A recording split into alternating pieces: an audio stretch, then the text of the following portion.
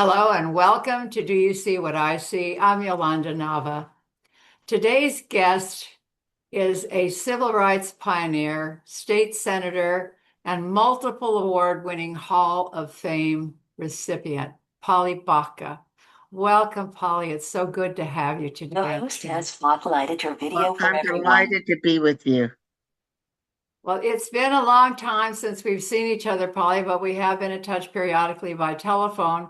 I'm so honored to have you here. Your resume has even grown since the last time I talked to you, and it seems like you have just been such a champion of justice, of civil rights, of women's rights, for all the decades of your life, and you're still going strong as a member of the Colorado State Colleges and Universities Board.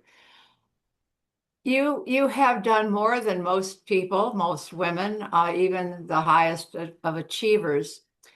Your background, I mean, you are a mover and shaker as the old Wobblies and all the actives at the early part of the 1900s who just did a gazillion things at once and made so many things break open and so many changes possible. What was it in your early years that motivated you to be a seeker of justice and an activist? Well, it was definitely because I was discriminated against.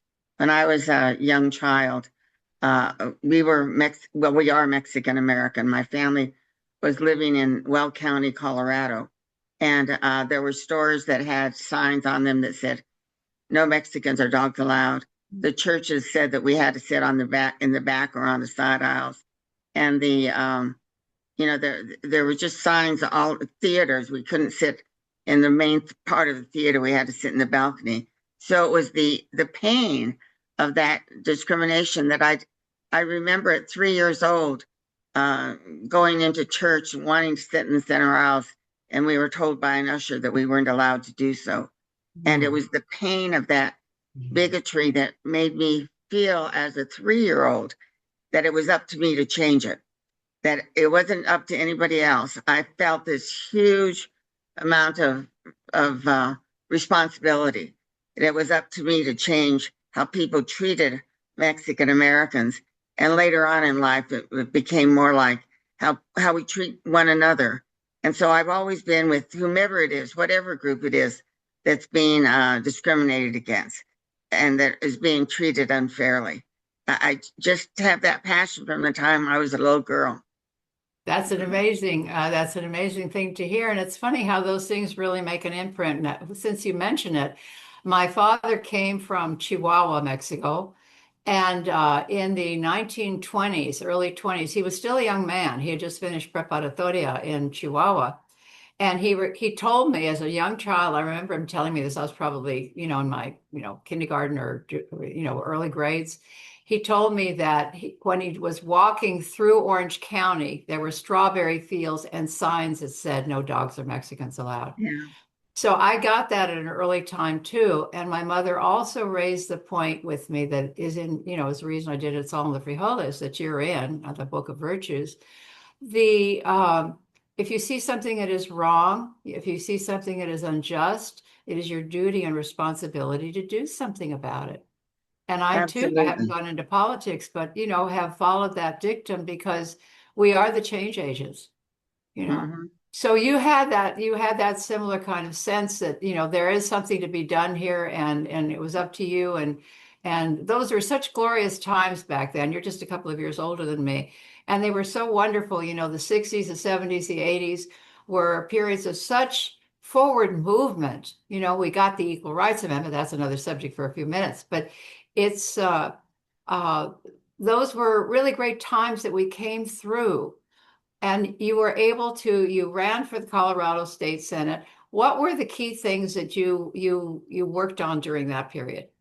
Well, actually, before I ran for the state senate, before I ran for the state legislature, the thing that motivated me was to do something about how we were being represented. And I had been back. I got a job with the labor unions right after I graduated from college, to put out a labor union newspaper. So I was in D.C. when the movement started.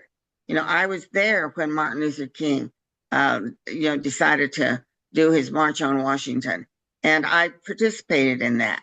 That was in 1963 that I got to participate in that. And so I was excited about the possibility that we could do something, but it was all a matter of really organizing and trying to, and standing up to the injustices. So when I came home, I had already worked for the labor movement, the White House, and Bobby Kennedy. I was with Senator Kennedy when he was assassinated. And so I came home after that, and I knew that I wanted to I needed to stay involved and had to continue in the political world. But at that time, women didn't run for office. That was not something that we did. We were the supporters. And so I got very involved in the Democratic Party. And because of my skills, I was a writer at the time. And because of my skills, I was helping out the party with, a newsletter that I was putting out, for the Young Democrats and all.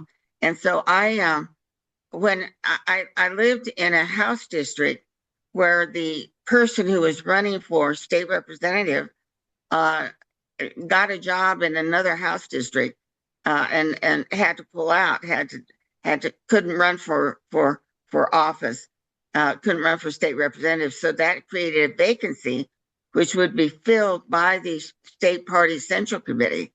And I got a call from a newspaper, the local newspaper. And the question the reporter asked me, he said, there were three men that he identified that were going to run for this new House district, this vacated position that would be decided by the members of the Central Committee and the Democratic Central Committee of that district. And he said, now, Shirley Whitten said that these three were interested, the three men. But then she also said that maybe, and she was the vice chair of the party out there. And then he said, and she also said that maybe you might run for this vacancy. And are you going to run? And out of my mouth came, yes. Had no idea what I was doing. Hung up the phone and I said, what the hell did I just do?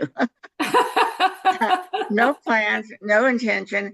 It hadn't even crossed my mind to run for the state. There were no women at that time from Adams County, or very limited women generally in public office at the time. But no one from my county had ever been elected. No female had ever been elected to the state legislature, and no Latina, at the time, was serving in the state legislature. So I found myself in a position where I was now a candidate, because I was announced in the newspapers as being a candidate. And then I had to figure out how I knew how to run campaign, because that was the key. I'd already been involved in politics and been involved in all these campaigns. So although I'd only been home in Colorado for 2 years, I was pretty much, new back home, but I knew what I was doing. I knew how to run a campaign. And so I did the work. I, called every precinct committee person, and the two men that were my opponents, the three men, but one dropped out. One of the two men was favored by the party bosses in my county. Problem is, he assumed that he would get the nomination, so he didn't do the work. I called all the precinct committee people, and I did what you're supposed to do.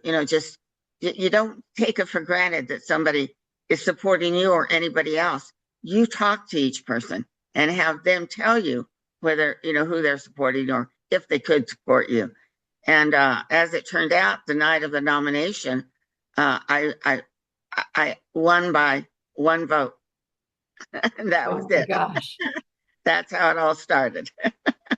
Well, it's been a great trajectory, because you did so much good, while you were serving in the Senate, and you've worked for 3 presidents. I did. I served in the House first. I served in the House for 4 years, and then in the Senate. When I went to the Senate, I was the first woman of color to serve in the state Senate, and only the third Latina in the country to serve as a state senator. And so after that, then I loved, serving in the legislature. But after that was when I had already worked for the Johnson administration. I had been a public information officer for the Johnson administration before I ever ran for office. So after I ran for office, then I continued I ran for while I was a member of the Democratic National Committee, I was elected at large before I ever ran for office. I was because I worked for the DNC and folks knew me. So I was elected as one of the 25 at large when they established that in 1972. So then I continued as a member of the DNC. So when I left the legislature, I continued being active at the national level and went on to work for, I had helped Jimmy Carter in his race for re-election in 1980 when I was still in the legislature. And then after I was no longer a legislator, I went to work for President Clinton at the White House as special assistant to the president for consumer affairs. So I was very fortunate. You were very fortunate, and I think your trajectory is a good pathway for people who are interested in engaging in politics, and young people especially as they create their lives, to get engaged as you did very early on in issues and in the political process, getting to know people, working and volunteering, doing whatever you have to do within your local community, in campaigns, in serving on different bodies if you can get onto them as a young person, or at any age you can do these things. And those experiences are really positive and very wonderful. I recall that I recall going in the 80s. I think it would have been in 70. Yeah. When Geraldine Ferraro was up for vice president of the United States as a candidate, and it was such an exciting time to be at that convention. Joaquin, my son, he's now 50 years old. He was 7 or 8 months old, and I took him, because he was nursing. And he was there on the convention floor every day, and he's in politics now himself in San Francisco. So, he got it in his mother's milk. Right. Well, that was an exciting time. We took some effort to get her the nomination. That was in 1984. Yes. And we put a lot of pressure on Walter Mondale, the Women's Caucus, because we wanted a woman as vice. There had never been a woman candidate for vice president until then. And so we had a caucus, and we had all the women leaders from all over the country. And we had a big rally, to try to convince Mondale, was it Mondale? Yeah, 1980, that he needed to have a woman as his vice presidential candidate. And I have a picture of some of the women that spoke at that rally that included, Hillary Clinton and Gloria Steinem and Bella Abzug and all the big, leaders of the time. It was an exciting time. I remember all those names. They're great ladies, and it's Gloria was out there on all of these issues very early on, and was a brilliant writer too. Just a brilliant writer and a stellar person politically. She used to call on Dolores Huerta anytime she could get Dolores to go on campaign trail with her, during various election cycles. Yeah. Exciting. Those were exciting times. We have much to do, to get back to that kind of effort, that kind of awareness. We have been, kind of kicked back a great deal. We had an ERA floating around at least, and so much forward movement, which we now seem to have to get back to doing what we did, 50 years ago or more. It's a different time, but you've kept on in each of these decades that you've been engaged in. You kept stepping up and really championing justice, and you've received numerous Hall of Fame awards, but you also have a Justice Award named after you, after Polly Baca. I've been very honored that actually there are 4 organizations in the state of Colorado that have decided to name some of their awards after me. So I've just been really honored that they thought to do that. And it's life has been so good to me. It's just been wonderful. Especially now in my elder years. I'm 85 years old, So and you know what?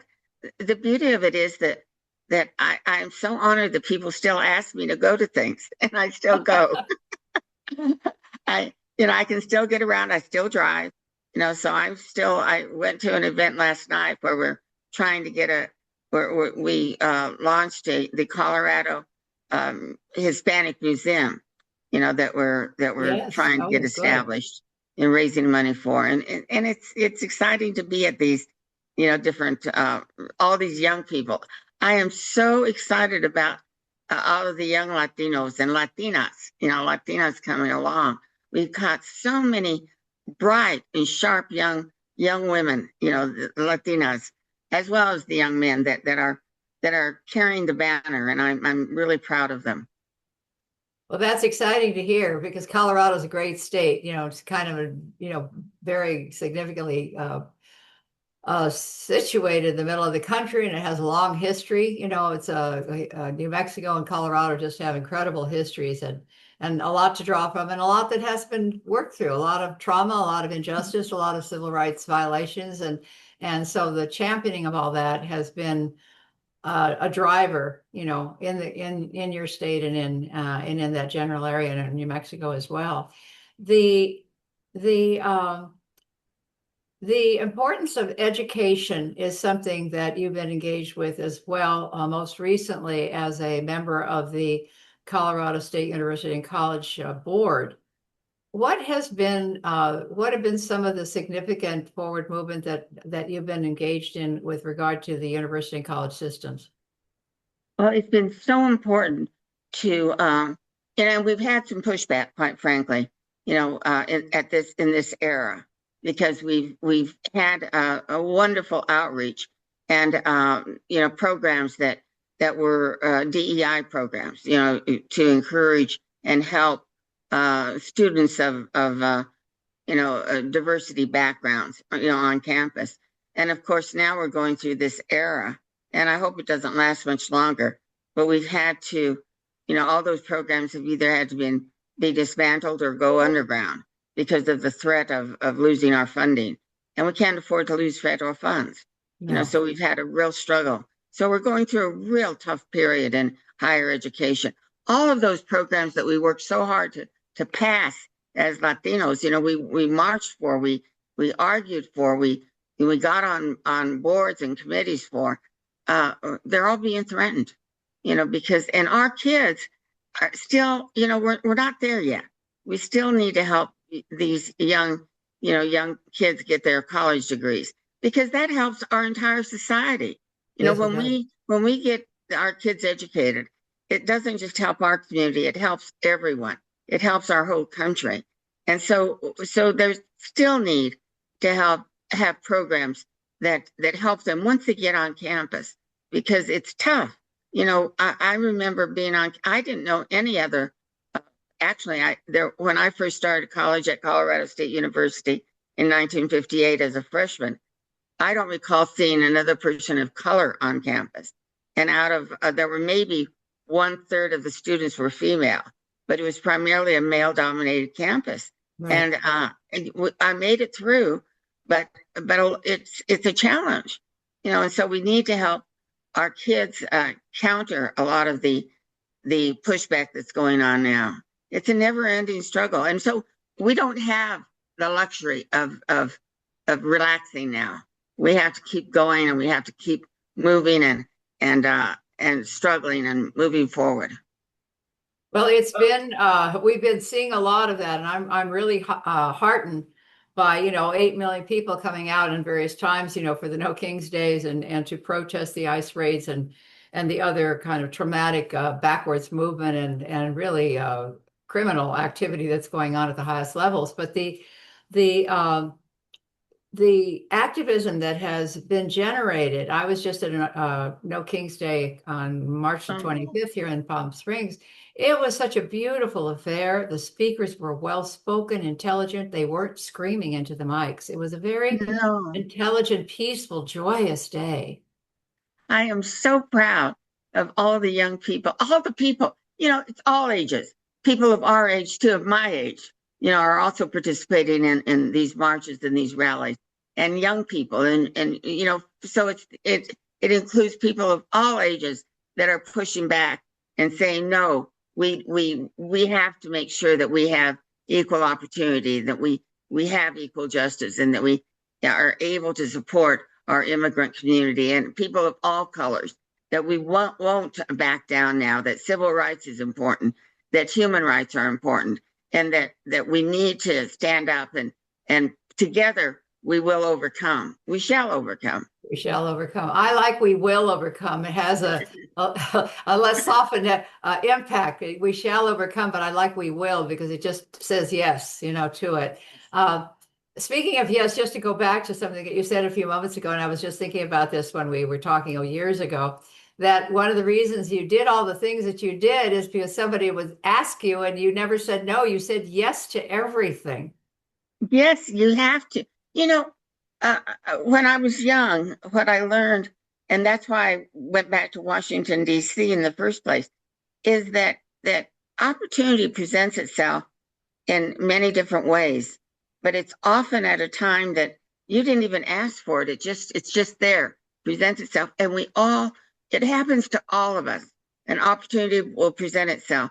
And in my life, what I've learned and what I believed as a young person was that when it presented itself, and I think it was because of my background and because I was coming from a community that had been harmed, discriminated against, that I didn't have the right to say no.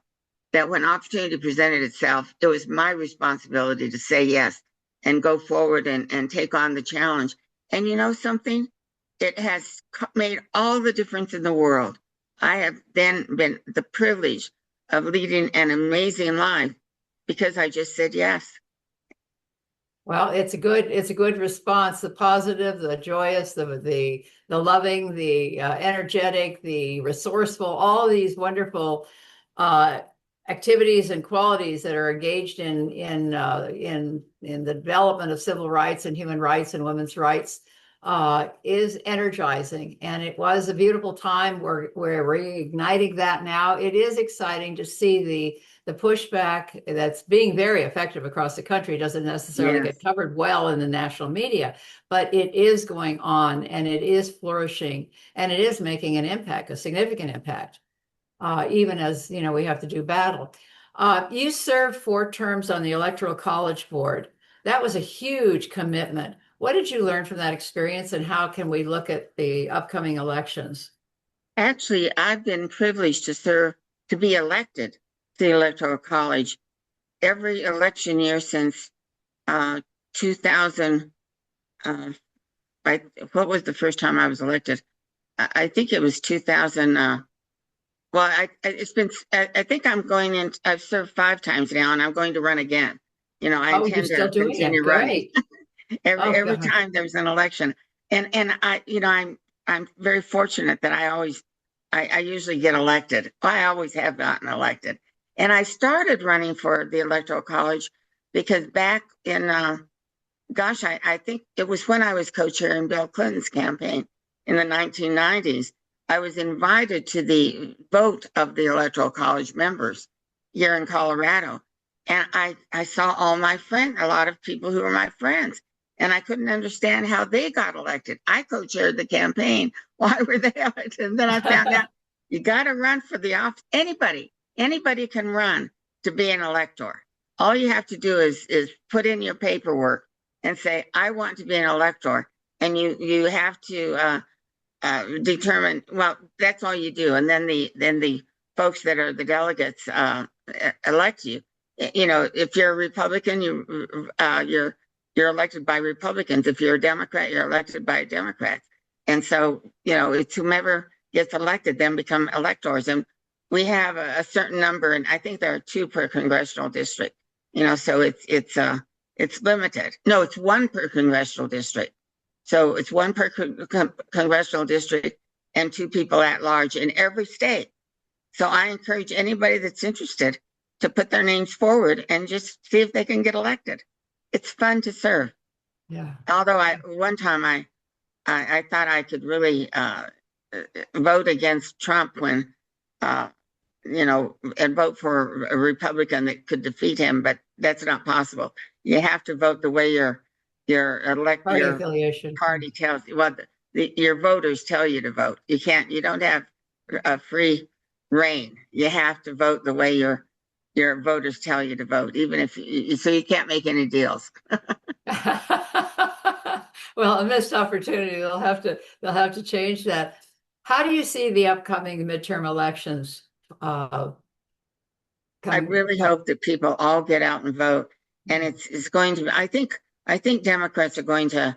I think there's a big push against what the current administration because of all the negativity, all the harm that's been done, and so I'm really encouraging people from all political stripes, to go out and to vote for their own self-interest, vote for our economy, vote for our economic benefits, and vote against this current administration who has done nothing to help us, but has done so much harm to all of us. It doesn't matter who you are, except for the very, very wealthy.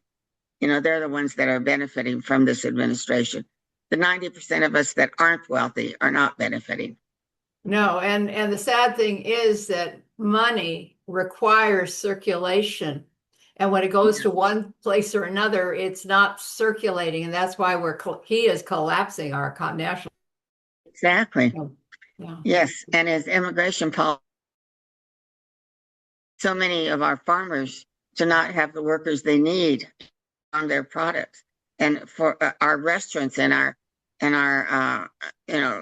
so many of our businesses that required workers that, low-income workers are having difficulty. So the policies of this administration have really done great harm to our economy. I always like to remind people that the U.S. Hispanic market is a $4.1 trillion economic driver in this country. And nobody talks about that in the media. And that is a fact. And California is the wealthiest state in the union. We're one of the largest economies in the world. And it's because we're a majority minority state, and most of that minority, so-called minority, are Latinos, Mexicanos, that are working and creating a state that has been extremely prosperous. And so it's anathema to me that these facts don't get out into the public consciousness and realize. And I think the people that are coming up in Minnesota, especially in other states around the country, where the community have surrounded themselves to support the immigrant community because they know they're good neighbors. They know that how they live and how they behave and how they think and how they worship and how they are so loving and kind and supportive of each other that it's contagious.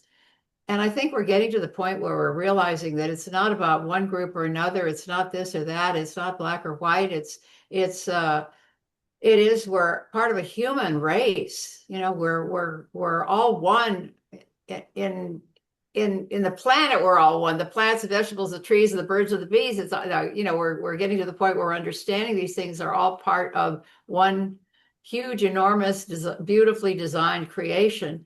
And it's frustrating to see it, but the way to counter that frustration is activism and to shout out, to go to these events, to take a role on some body that's going to help the library system or the school system or any kind of representative body that serves our local and state governments. More and more people have to do that. And I think what you've mentioned in terms of participation is really empowering. And I hope young people that are listening in on this show and their families will also take this to heart, that we do need to step into these places where we may not know our way around, but we can learn how to play the game. And it's an important game to play in life, is how we're going to direct our body politic and the people that we elect to represent us and to serve us. And it's supposed to be about service. And you've done that certainly in magnificently in your life. What do you think needs to happen in terms of the coming years? I'm praying and hoping. I'm really looking at the preamble to the Constitution, which, we hold these truths as self-evident in order to create a more perfect union, and all these things that we do to have, peace and prosperity and justice for all is one of the things in our Constitution, to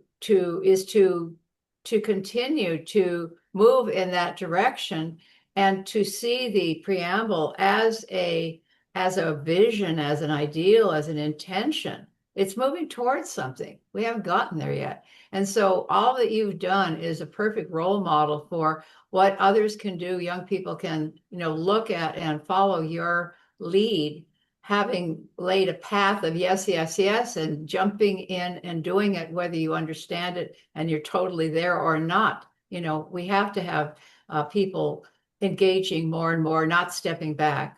No fear, false evidence appearing real, and really drilling down and living the ideals of our Constitution. How do we go about doing more of that? I think the kind of programs that you have, Yolanda, are what's important. And I think I'm so honored to have been on your program and to have joined you. And really, I just want to encourage you to keep on doing what you're doing, and exposing and calling on people to get involved and to be more involved. It's been wonderful to be with you. Well, it's been a great conversation. We'll have to do this again. We'll look at this maybe again next year and see what's panning out and how we move things forward. I really expect we're going to have a dramatic change in the fall, God willing. And I think if we hold in our hearts that idea of our intention in the first place of a more perfect union is going to get us there. I want to thank you so much, Polly. It's an honor for me to have you on the show. I love you. I've known you for so long. And I hope we can get together soon. I'll catch up with you in Colorado perhaps, but I want to thank you so much for joining us and for all of your work across the decades of your life and still ongoing. God love you and keep you safe. Well, I look forward to seeing you in person one of these days. We will do that. Well, be sure and tune in. I want to thank you for joining me today with Polly Baca, and also to tune in next month. I'm going to have the author of How Do You Pray? Celeste Yaki, I can't pronounce her last name. I'm tongue-tied right now. Yakitori. It's not that, but it starts with that Y. And I would love you to tune in and hear what she has to say about how do you pray. We need to pray a lot these days. We need to know that we're moving forward into a more perfect union, into a better world with peace and justice for all. Thank you so much for joining me on Do You See What I See? I'm Yolanda Nava.